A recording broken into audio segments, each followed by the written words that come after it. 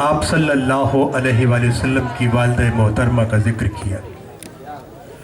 مقام ابوا پہ جب آپ صلی اللہ علیہ وسلم کی عمر 6 سال تھی تو یہاں آپ کی والدہ محترمہ اللہ تعالیٰ کو پیاری ہو گئی، لیکن اللہ کے پاس جانے سے پہلے آپ نے اپنے لال سے کہا، اے میرے لال، میں جا رہی ہوں، لیکن یہ کائنات جب تک کائنات موجود ہے اس وقت تک مجھے نہیں بھلا سکے گی۔ کیوں؟ اس لیے کہ میں اس پوری کائنات کو تجھ جیسا لال دے کے جا رہی ہوں۔ 6 سال کی عمر میں مقام ابوا، آپ نے تو وہ مقام ضرور دیکھا ہوگا کہ آپ صلی اللہ علیہ وسلم کی والدہ محترمہ کی قبر مبارک کہاں ہے، ایک پہاڑی پہ چڑھ کے جانا پڑتا ہے۔ یہی 6 سال کی عمر میں میرے رسول عربی صلی اللہ علیہ وسلم اس قبر پہ اپنے دونوں بازو پھیلائے ہوئے اماں اماں پکار رہے تھے۔ کوئی سر پہ ہاتھ رکھنے والا نہیں تھا، کوئی تسلی دینے والا نہیں تھا، صرف کنیز ایمن تھی۔ جب یہ ہاتھ تھام کے نیچے اتری تو کیا دیکھتی ہے کہ 6 سال کا بچہ پھر نہیں ہے۔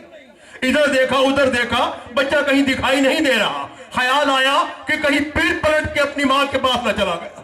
پھر جب گئی ہے تو پھر کیا دیکھتی ہے کہ وہی 6 سال کا بچہ میرا اور آپ کا نبی اپنی والدہ محترمہ کی قبر پہ بلک بلک کے رو رہا ہے۔ 6 سال کی عمر میں والدہ محترمہ کی جدائی، 8 سال کی عمر میں دادا محترم کی جدائی، اور پھر چچا محترم کے پاس آ گئے تو پھر عرب کے سرداروں نے کہا کہ برسات نہیں ہو رہی، ہم اپنے اپنے خداؤں کو لے کر میدان میں پہنچ رہے ہیں، اے ابو طالب تم بھی اپنے خدا کو لے کر میدان میں آ جاؤ۔ دیکھنا یہ چاہتے تھے کہ ہمارے خدا تو یہ بت ہیں، دیکھنا آج یہ ہے کہ ابو طالب کا خدا کون ہے۔ سبھی اپنے اپنے بتوں کو سجا کے بیٹھ گئے، اور نگاہ کدھر ہے؟ بنی ہاشم کے اس دروازے پہ ہے کہ دیکھتے ہیں کہ آج ابو طالب اپنے کس خدا کو ساتھ لے کر آتا ہے۔ دروازہ کھلا تو کیا دیکھتے ہیں کہ ابو طالب کے کندھوں پہ نبی پاک صلی اللہ علیہ وسلم سوار ہے۔ کہا یہ ہے میرا بھتیجا، اسے دیکھنا ہو کہ یہ کیا ہے تو تم نے اپنے خداؤں سے دعا کرا لی، اے بھتیجے، اے میرے محمد، اپنے معصوم ہاتھوں کو بارگاہ رب العزت میں بلند کر اور اپنے رب سے کہے کہ اے اللہ برسات دے۔ ادھر معصوم ہاتھوں نے کہا اللہ برسات دے۔ مکہ معظمہ میں ایسی برسات آئی کہ آج تک ویسی برسات نہیں آ سکی۔ یہ ہے میرے نبی پاک صلی اللہ علیہ وسلم۔ اب دیکھیے کہ ایک جنگ میں مسلمان جیت گئے ہیں اور کافر جو ہے وہ خوف سے بھاگے جا رہے ہیں۔ ایک ٹیلے پر بیٹھے آپ صلی اللہ علیہ وآلہ وسلم کیا دیکھتے ہیں کہ ایک لڑکی بھی خوف سے بھاگی جا رہی ہے، لیکن اس کے سر پہ دوپٹہ نہیں ہے۔ میرے نبی پاک نے کہا ہے کوئی صحابی جو میری آواز سنتا ہو؟ جی یا رسول اللہ۔ کہا وہ دیکھو ہمارے خوف سے ایک لڑکی بھاگی جا رہی ہے، اس کے سر پہ دوپٹہ نہیں۔ کہا یا رسول اللہ آپ صحیح فرماتے ہیں، لیکن وہ تو ایک یہودی کی بیٹی ہے۔ کہا بیٹی بھلے کسی یہودی کی ہو یا مسلمان کی، بیٹی ہوتی۔ یہاں آپ نے اپنی کالی کملی والی چادر اتار کے دی اور کہا کہ اس لڑکی کو پہناؤ۔ یہ صحابی بھاگا، اس کے سر پہ چادر اڑائی، جیسے ہی چادر اڑائی، چادر کی تاثیر دیکھیں کہ لڑکی کہتی ہے چادر سے اتنی مہک آتی ہے، جس کی یہ چادر ہے اس کا عالم کیا ہوگا۔ اب جیسے ہی کہتی ہے جس کی یہ چادر ہے مجھے اس کے پاس لے چلو، جب اس کے پاس لے آئے تو قدموں پہ گر گئی اور کہا کہ میرا باپ غلط تھا جو آپ سے جنگ لڑنے آیا تھا، آپ تو واقعی مسلمانوں کے نبی نہیں، آج سے پورے انسانیت کے نبی ہیں۔ میں پڑھتی ہوں لا الہ الا اللہ محمد رسول اللہ۔ یہ ہے میرے نبی پاک صلی اللہ علیہ وسلم کا معجزہ، اور ہم نے انہی معجزات پہ عمل کرنا ہے۔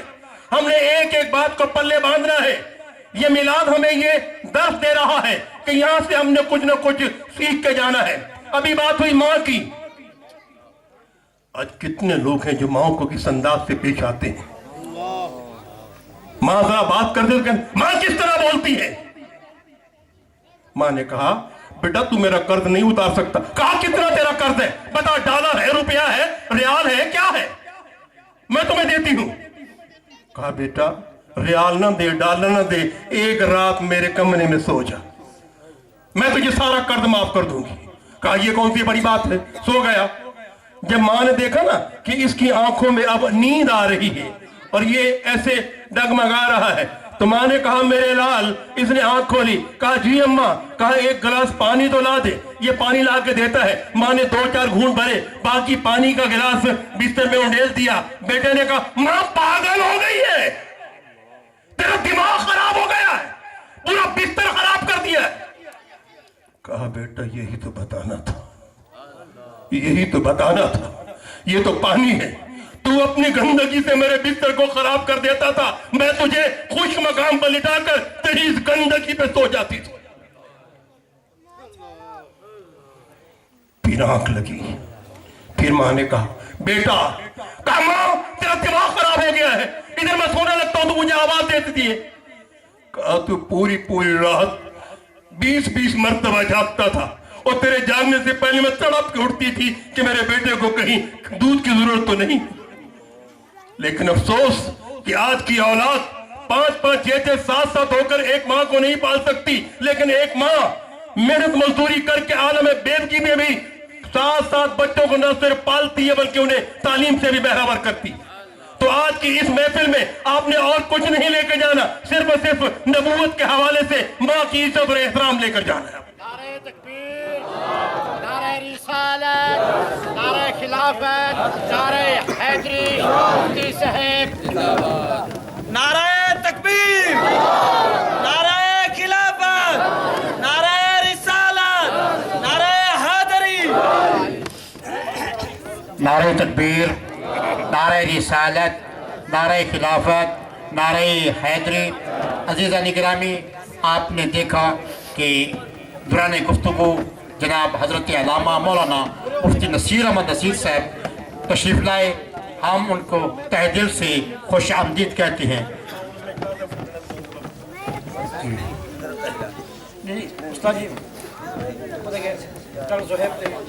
हुजूर